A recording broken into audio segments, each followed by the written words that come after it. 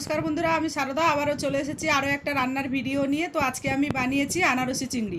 কিভাবে বানিয়েছি প্রথম থেকে দেখে নিন। দুটো পাকা আনারস ভালো করে ধুয়ে নিয়ে মধ্যিখান থেকে দু পিস করে নিয়েছি। পরে ভালো করে শাঁসগুলোকে কুড়িয়ে বের করে নিয়েছি। আমি কিন্তু আনারসের খোসাগুলো আমি ফেলে দিইনি, এগুলো আমি রেখেছি পরে কাজের জন্য। কোড়ানো আনারসের শাঁসটা আমি একটা বাটিতে রেখে দিয়ে চিংড়ি মাছটা ম্যারিনেট করে নিচ্ছি। চিংড়ি মাছের মধ্যে পরিমাণ মতো লবণ আর গোলমরিচের গুঁড়ো মিশিয়ে মাছের মধ্যে লবণ আর গোলমরিচ দিয়ে ভালো করে মেখে 5 থেকে 10 মিনিটের জন্য রেখে দিয়েছি।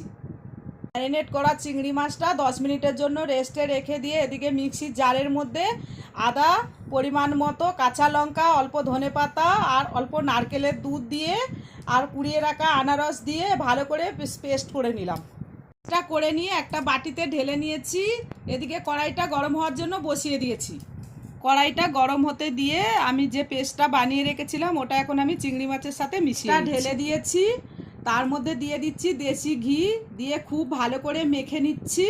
আর এটা ভীষণ ভালো লাগে, একদম আপনারা বাড়িতে বানিয়ে দেখবেন। আনারসি চিংড়ি ভীষণ ভালো, এর ফ্লেভার ভীষণ ভালো আনে। টক মিষ্টি স্বাদের হয়, অল্প মিষ্টিও পড়ে।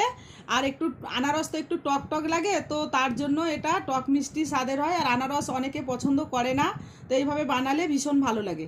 এটা গরম হয়ে গেছে, এখন আমি ম্যারিনেট করা চিংড়িটা আমি দিয়ে দিচ্ছি। আমি কোনো তেল এখানে ইউজ করিনি, শুধু অল্প যে ঘি দিয়ে আমি ম্যারিনেট করেছিলাম ওই ঘিয়ের মধ্যেই এর ফ্লেভারটা। মাছটাকে খুব ভালো করে নেড়ে নিয়ে 15 থেকে 20 মিনিট খুব ভালো করে রান্না করে নিতে হবে। 15 থেকে 20 মিনিট রান্না করে নেওয়ার পরে পুরো কালারটা চেঞ্জ হয়ে গেছে। এখন আনারসটা তো টক, তার জন্য একটু আমি চিনি দিয়ে 5 মিনিটের জন্য আরও রান্না করে নিয়েছি। এখন তৈরি হয়ে গেছে আমাদের আনারসি চিংড়ি।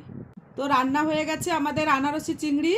এখন আমি যে আনারসের খাপগুলো রেখে দিয়েছিলাম, এখন ওই খাপগুলোর মধ্যে আমি এখন ডেকোরেশন করে নিচ্ছি চিংড়িগুলোকে। একে একে আমি সব চিংড়ি মাছগুলো এইভাবে সাজিয়ে নিচ্ছি। আর আনারসি চিংড়ি মানেই তো আনারসের ফ্লেভার আসবে না, সেটা তো হতে পারে না। তো এইভাবে আমি সুন্দর করে সাজিয়ে নিয়েছি। একে একে আমি সবগুলোকে ডেকোরেশন করে নিয়েছি। তো দেখতে ভীষণ ভালো হয়েছে, খেতে আরও সুন্দর হয়েছে। ওর থেকে আমি ধনেপাতা আর আনারসের টুকরো দিয়ে সুন্দর করে সাজিয়ে নিয়েছি আমাদের আনারসি চিংড়ি।